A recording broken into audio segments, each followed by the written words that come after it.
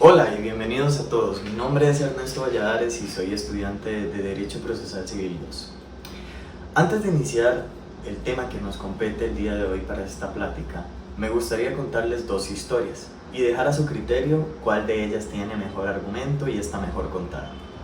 ¿Ok? La primera historia nos cuenta que cuando Lisa y María se fueron de viaje no se dieron cuenta que las habían demandado, aunque Juan ya las había notificado un día que andaba visitando a su mamá, porque le dolía muchísimo el estómago. A la señora a veces le gusta ver Caso Cerrado y aunque a él no le gusta que ella vea sus programas por su padecimiento en el corazón, ella a veces se le escapa.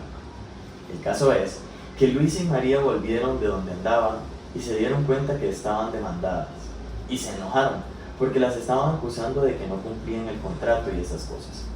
Porque cuando compraron la casa, el precio que les depositaron a los vendedores no era el total de la casa. Y ahora ellas ya ni quieren que la abogada se haga cargo del juicio porque falló en algunas partes de este proceso. Interesante, ¿cierto? Pasemos a la siguiente. José y Camila, quienes viven en San José, celebraron un contrato de compra y venta de un inmueble ubicado en Punta Arenas, avaluado catastralmente en 120 millones de colones y comercialmente en 240 millones de colones. El día 12 de agosto del 2023, con la inmobiliaria Viva Feliz Sociedad Anónima, quien tiene domicilio en Barranca. La inmobiliaria demanda a Camila ante el juez civil del circuito de San José para que se declare la nulidad del contrato de compra y venta. Posteriormente, el juez rechaza la demanda porque, en su entender, el competente para conocer el asunto es el juez del circuito civil de Punta Arenas, ya que ahí es donde está ubicado el inmueble y donde se cumplirán las obligaciones derivadas del contrato. ¿Notaron alguna diferencia? Bien, en este video profundizaremos en un concepto fundamental para el derecho civil costarricense: la teoría del caso. Esta herramienta básicamente nos permite tener un enfoque estratégico de nuestro caso a la hora de llevarlo a cabo en sede judicial. Vamos a ver además los elementos que lo componen y el impacto que tiene en la justicia costarricense y en el derecho costarricense. Bien, pero para comenzar entonces es necesario explicar qué es la teoría del caso. La teoría del caso prácticamente es una estrategia legal de una de las partes mediante la cual se exponen los hechos, los argumentos y algunas de las pruebas que vamos a brindar a los tribunales de justicia. Mediante esta, una de las partes trata de convencer a los tribunales de su versión siendo persuasivo, coherente y principalmente sintético. Además, es necesario que todos estos hechos estén concatenados y tengan algún tipo de relevancia para el hecho en cuestión. Ahora hablemos un poco de algunos de los componentes claves de la teoría del caso. Un componente fundamental de esta teoría son los hechos relevantes, como se mencionó anteriormente. En el caso, por ejemplo, de las dos historias que se contaron al inicio, una de ellas estaba plagada de hechos que carecían de relevancia para el caso concreto que eventualmente podría llevarse a la vía judicial. En ese caso, el hecho de que la mamá de Juan tuviese algunos problemas en el estómago, algunos padecimientos del corazón, o que le gustara ver Caso Cerrado, carecía de relevancia real para el proceso en cuestión. Era más, eventos extraoficiales de la historia que finalmente distraen la atención de las partes. Por lo tanto, en los hechos relevantes se identifican y se organizan los hechos que tienen especial importancia dentro de nuestra teoría. Este orden debe ser, en la mayoría de las ocasiones, cronológico y además tiene que poder probarse mediante documentos, imágenes, etc. El segundo elemento del cual podemos hablar son los argumentos jurídicos que van a componer nuestra teoría del caso. Y esto es especialmente importante porque mediante esto es donde tratamos de persuadir como operarios del derecho a el juez o los tribunales de que nuestra versión es justificada y además que está correcta y apela a una buena fe dentro del proceso. En estos argumentos vamos a nutrir de la legislación nacional y del ordenamiento jurídico a nuestro caso, y además le vamos a brindar un andamiaje legal que permita argumentar de la manera más específica y clara cada uno de los hechos y por qué contravienen los intereses y los derechos de nuestro representado. El tercer elemento, y tal vez uno de los más importantes en conjunción con el andamiaje legal que podemos hacerle a nuestra teoría del caso, son las pruebas. Las pruebas son todo aquello que viene a respaldar lo que estamos contando. Por lo tanto, cada uno de los hechos que narramos dentro del proceso legal debe ser respaldado y puede ser respaldado mediante prueba. Estas pruebas además van a permitir que entre más hechos existan que puedan ser probados, ellas vayan a darle un sustento legal a aquella pretensión que nosotros tendemos dentro del proceso legal. Un buen ejemplo de la prueba en los casos anteriormente mencionados podría ser el contrato de compra y venta, fotos, videos, recibos, facturas debidamente firmadas, entre otros. Todas estas pruebas van a permitir que podamos incluir hechos relevantes dentro de cada una de las teorías que vayamos a elaborar. Además de esto, podemos, entre más hechos, añadir más argumentos legales que le den fortaleza a la teoría del caso que estamos presentando. Y esto nos lleva a nuestro cuarto elemento. El cuarto elemento tiene la particularidad que comparte algunos puntos claves que también tienen las artes marciales.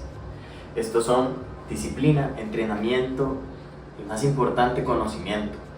Si logramos reunir todos estos componentes, podemos lograr el cuarto elemento, que es la estrategia de litigio. La estrategia de litigio no solamente permite que el argumento sea sólido, juntando todos los elementos anteriores, sino que también nos permite posicionarnos, cuestionar y abordar los puntos claves de la teoría desde una zona mucho más segura y mucho más conveniente para las pretensiones que presentamos. Esto además nos enrumba a proteger siempre los intereses de nuestro representado y nos ayuda sobre todo a evitar inconvenientes que a la postre podrían presentarse sin avisar. Lo cierto es que podemos reducir el margen de error si construimos mediante todos los componentes anteriores una buena estrategia de litigio. Esto es parte de la responsabilidad que como operarios de derecho deberíamos tener. Es tan importante que forma parte de la construcción principal de todo el método de defensa que eventualmente vamos a accionar, dentro de los procesos o fuera de ellos. Ahora me gustaría hablar un poco acerca de la importancia de la teoría del caso. La teoría del caso es importante específicamente por tres razones dentro de mi criterio. El primero es porque brinda un enfoque estratégico, como lo mencionábamos anteriormente. Nos ayuda a posicionarnos desde una perspectiva mucho más informada y además nos permite poder accionar y tener un margen de maniobra legal dentro de lo que permite la ley para defender a nuestro representado. La segunda, sin duda alguna, es la eficiencia procesal. Construir un caso coherente, cohesivo y además sintético evita la dispersión y agiliza el proceso de la presentación de pruebas, evitando así la duplicación de esfuerzos dentro del proceso. El tercer y último elemento tiene que ver con la persuasión, y es que se suele ser más persuasivo cuando se tiene seguridad de lo que se está hablando. No es posible ser persuasivo o tener seguridad si en la presentación de los hechos, las pruebas y uno que otro argumento no hay cohesión y no se tiene la suficiente coherencia para presentarlo. Si tenemos un desorden en la teoría del caso, vamos a tener un desorden de igual manera en la defensa. Y esto es una falta de responsabilidad para las personas abogadas, que además va a influir en la toma de decisiones de las personas que eventualmente van a emitir una sentencia. Me gustaría en este cuarto punto abordar la importancia de la teoría del caso en el sistema legal costarricense.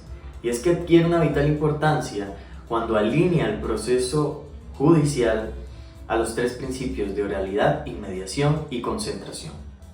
Esto hace que el proceso sea más eficaz y finalmente más justo. Además, promueve la celeridad necesaria, facilita el descarte de datos y mantiene el buen orden dentro del proceso, lo cual beneficia finalmente a todos los usuarios del sistema judicial en el país.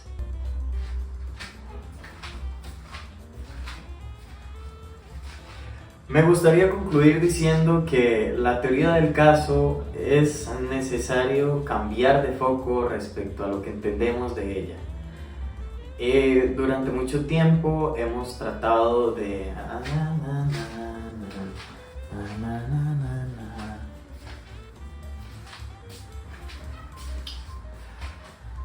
Me gustaría concluir diciendo que la teoría del caso se resume a contar una historia de la manera más detallada y limpia posible. Nosotros, como operarios del derecho, también somos contadores de historias y finalmente es nuestro trabajo darle un argumento que las personas que no conocen de esta historia puedan seguir. Es necesario además alcanzar el máximo nivel de detalle y contar con todas las pruebas necesarias para argumentar a cada uno de los hechos que estamos dispuestos a agregar en nuestra teoría. Además, la teoría nos ayuda siempre a posicionarnos en una posición de lucha que nos va a ayudar finalmente a la hora del litigio. Esto es necesario hacerlo porque nos construye a nosotros y a nuestro cliente un mecanismo legal suficiente como para asegurarnos que durante todas las etapas vamos a estar cubiertos y sin miedo a los posibles imprevistos. Es imposible evitar que nuevas situaciones sucedan dentro de los juicios o las audiencias, pero lo cierto es que una sólida teoría del caso va a reducir el margen de error al mínimo. Luisa y María, por ejemplo, en su historia omitieron una serie de datos que, llevados a sede judicial, muy probablemente les hubiesen dado una mala sorpresa, puesto que necesitan de estos datos para la construcción de una sólida teoría del caso. Además, añadieron datos un tanto jocosos e innecesarios acerca de lo que le gusta o no, o los padecimientos que tiene la abuelita de Juan. José y Camila, en el caso contrario, tienen datos suficientes como para llevar esta historia y contarla en sede judicial de manera tal que las personas o el juzgado que los están escuchando puedan entender de inicio a fin todos los hechos que sucedieron y que dieron paso a la posible violación de sus derechos. Esto es necesario construirlo de esta manera, verlo desde afuera como operarios del derecho y finalmente tratar de contar la historia de la manera más clara y sencilla posible. Esto sería todo por la presentación. Muchísimas gracias por su atención y hasta la próxima.